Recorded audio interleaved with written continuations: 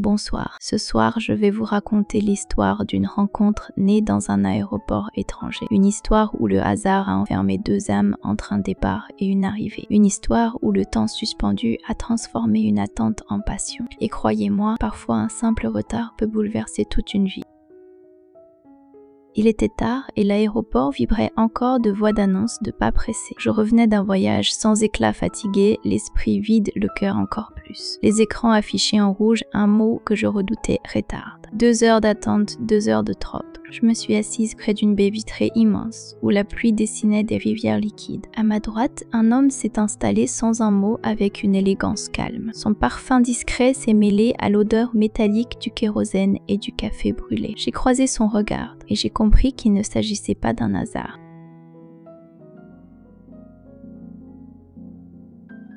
Les minutes se sont étirées lentes, lourdes, presque charnelles.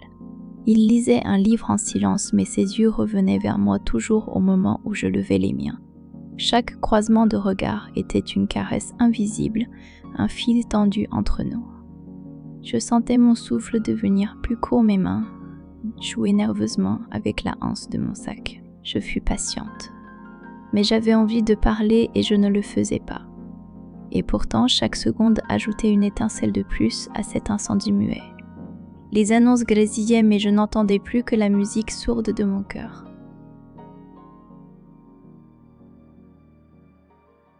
À un moment, il s'est levé lentement pour poser sa veste sur ma chaise. Un geste simple, mais d'une intimité déconcertante. Nos visages étaient si proches que j'ai cru que nos lèvres allaient se toucher. Un pas de plus et le baiser aurait été inévitable. Mais une hôtesse s'est passée entre nous tirant une valise dans un bruit sec. Le lien s'est rompu, le fil s'est relâché.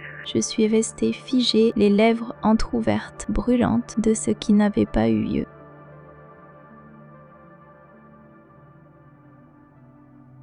Il est revenu s'asseoir, mais plus près cette fois. Nos bras se frôlaient nos genoux, se touchaient par accident ou peut-être pas. Chaque geste devenait une invitation silencieuse et douce. Je sentais la chaleur de son corps traverser mes simples vêtements. Mes pensées s'embrasaient, mon ventre se serrait comme au bord d'un précipice. Je n'avais jamais ressenti un désir aussi immédiat, aussi impossible à ignorer. De plus, dans ce lieu impersonnel, au milieu des inconnus, j'avais l'impression que nous étions seuls.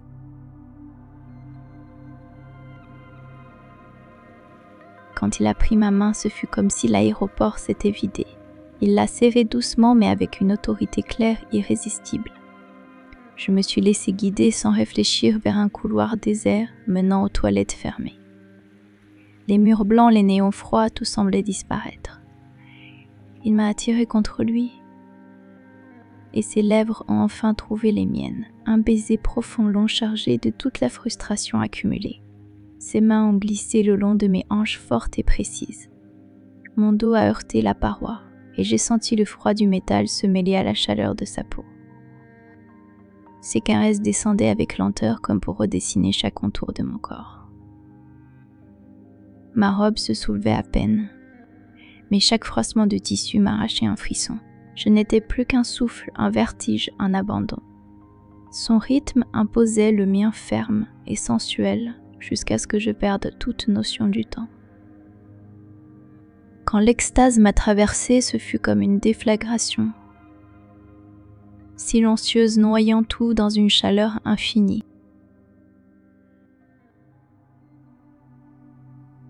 Quand je suis revenue à moi, nos fronts se touchaient encore. Il m'a regardé comme si tout était déjà écrit. Une annonce a retenti, l'embarquement commençait. Je savais que nos vies reprendraient leur chemin séparés. Mais en marchant vers la porte d'embarquement, j'avais l'impression de porter en moi un secret brûlant, un secret qui ne s'éteindrait jamais. Merci encore pour votre écoute et n'hésitez pas à me dire dans les commentaires les sujets que vous souhaitez que j'aborde. Bonne nuit, chers auditeurs et auditrices.